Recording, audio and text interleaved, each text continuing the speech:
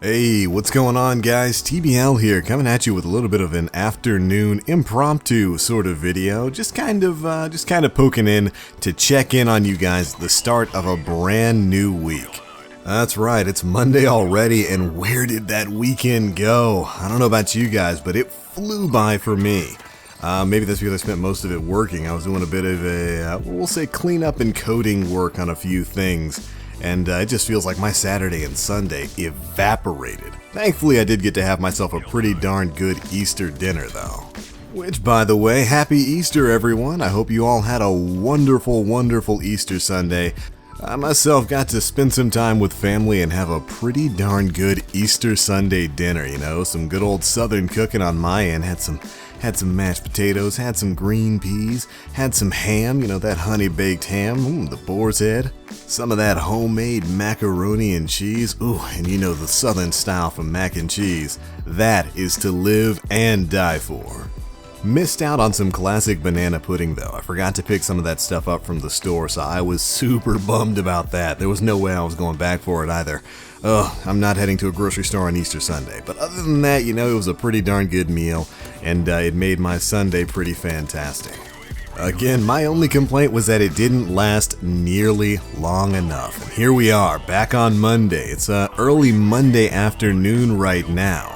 Well, at least at the time of this recording. I don't know when you guys will be seeing it. And I've had kind of an odd Monday. I couldn't really figure out what I wanted to do today. I initially wanted to get you guys some Destiny gameplay, you know, a little bit of Iron Banner, some Mayhem Clash, but I just, for the life of me, could not get into a solid match. It was just laggy or crazy and I couldn't get a feel for things. Was not enjoying my time on Destiny. So I hopped over to Infinite Warfare, figured I'd play a little bit of that, got bored super quickly, and then decided to do something I haven't done for quite some time, and that's jump on some Modern Warfare Remastered. I don't know if I've ever actually had an MWR gameplay here on the channel, but that's what we're up to, playing a little bit of Kill Confirmed, running around with some suppressed SMGs. You know, that old UAV jammer suppressed MAC-10 that I picked up off the ground in my MP5. It's an okay build. You know, it's kind of weird anytime in this game you step away from either Juggernaut or stopping power, but hey man, with the amount of UAVs that go up, UAV jammer can definitely be clutch in the right situations.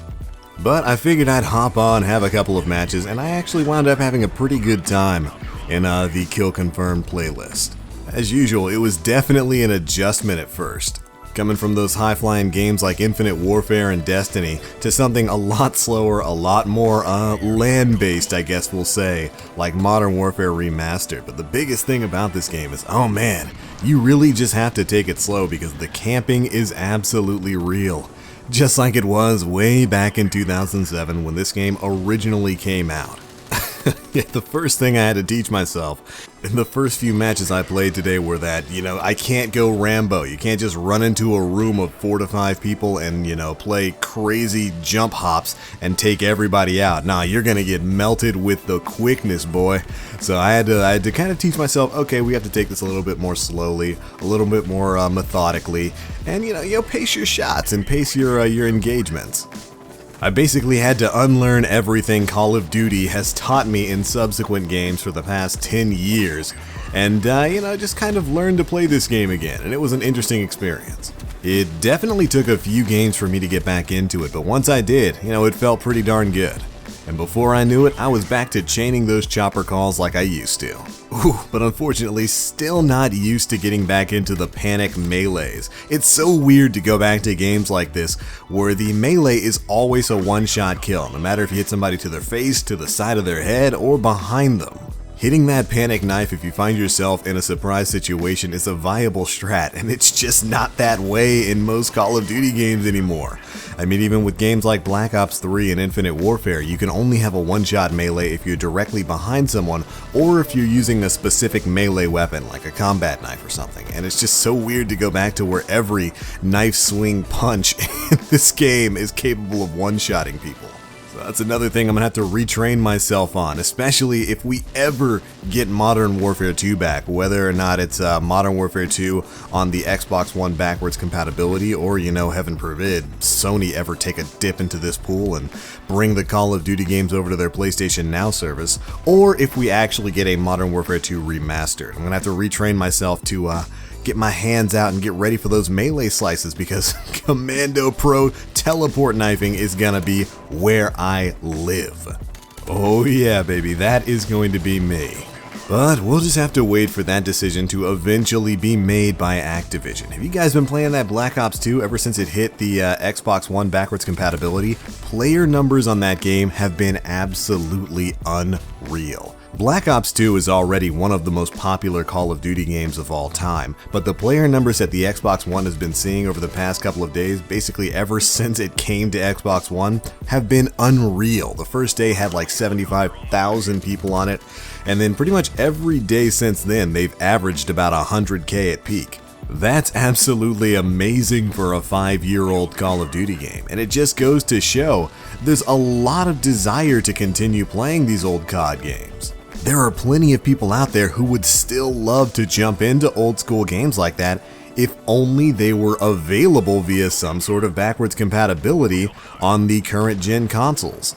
Again, the player numbers we're seeing on Black Ops Deuce is just absolutely colossal, and I know that those numbers could get even larger if it was made more widely available for some of the other offerings out there, namely by Sony. And of course, the day that it finally happens, the day Modern Warfare 2 finally comes to backwards compatibility, is going to be a massive day. I've already got the game purchased. I have my Xbox Live subscription ready. I will take this Xbox One from underneath my desk, put it onto my TV stand, plug that bad boy in, and hop right online the moment that game comes out.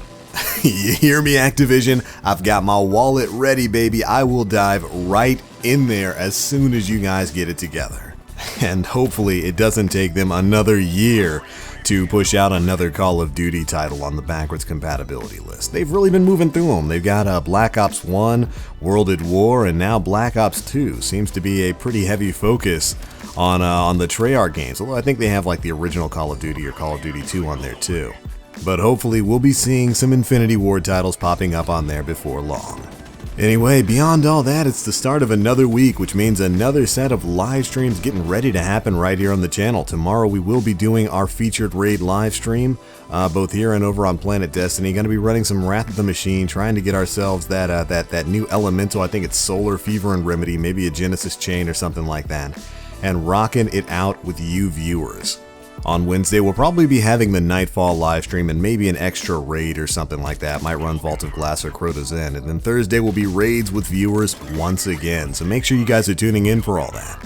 These live streams have been an absolute ton of fun, and you guys have really been turning out for them. The support has been utterly incredible. And it's definitely been good for me, since I haven't really had time to make the normal style videos of commentaries and stuff like this. I haven't had quite as much time as of late. Been a little bit on the busy side, so these live streams have really worked out well. But we'll be back to a normal video schedule in no time, and these live streams are definitely going to be a thing moving forward. It's way too much fun to stop.